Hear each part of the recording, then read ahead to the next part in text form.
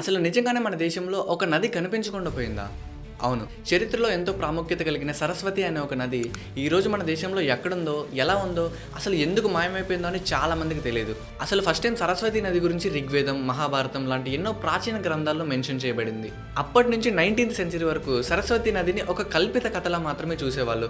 ఎందుకంటే ఈ కృష్ణ, గోదావరి రివర్స్ లాగా సరస్వతి నది ఎక్కడుందో, ఎలా ఉందో ఎవ్వరికీ తెలియదు కాబట్టి. కానీ 1920లో ఆర్కియాలజిస్టులు ఇండస్ వ్యాలీ సివిలైజేషన్ గురించి రీసెర్చ్ చేస్తున్నప్పుడు ఒక వింతైన విషయాన్ని గమనించారు. ఏంటంటే యాక్చువల్గా ఇండస్ వ్యాలీ సివిలైజేషన్ అనేది ఇండస్ రివర్ పక్కన ఉండాలి. కానీ ఆ సివిలైజేషన్లో 70% of the sites Indus river పక్కన కాకుండా ఇంకెక్కడో దూరంగా ఉన్నాయి. బేసిక్గా ఏదైనా ఒక సివిలైజేషన్ ఒక ప్లేస్లో డెవలప్ అవ్వాలి అంటే మెయిన్ వాటర్ సోర్స్ అనేది ఉండాలి. అంటే ఎక్కడైతే ఒక ఫ్లోటింగ్ వాటర్ రీసోర్స్ ఉంటుందో అక్కడే ఒక సివిలైజేషన్ అనేది డెవలప్ అవ్వగలదు. బట్ ఈ ఇండస్ వ్యాలీ సివిలైజేషన్లో 70% ఆఫ్ ద సైట్స్ ఎలాంటి వాటర్ రీసోర్స్ లేని ప్లేస్లో ఎలా డెవలప్ అయింది అనేది అప్పట్లో ఎవ్వరికీ అర్థం కాలేదు. లేటర్ 1980లో ఆ సివిలైజేషన్ పక్కన ఒక ఏన్షియంట్ రివర్ ఫుట్ ప్రింట్స్ని గమనిస్తారు. అదే కనిపించకుండా పోయిన సరస్వతి నది. అసలు సరస్వతి నది అనేది యమున అండ్ సత్లుజ్ అనే 2 రివర్స్ కలవడం వల్ల ఫామ్ అవుతుంది. కానీ సుమారు 5000 సంవత్సరాల క్రితం భూగర్భంలో వచ్చిన ఒక టెక్టానిక్ ప్లేట్ షిఫ్ట్ వల్ల యమున నది ఈస్ట్ డైరెక్షన్ లో వెళ్తే సత్లుజ్ రివర్ లెఫ్ట్ టర్నింగ్ తీసుకుని ఇండస్ రివర్ లో కలిసిపోతుంది. సో పైనుంచి వాటర్ సోర్స్ లేకపోవడంతో సరస్వతి నది ఎండిపోయి కాలక్రమేణా భూగర్భంలో కలిసిపోతుంది.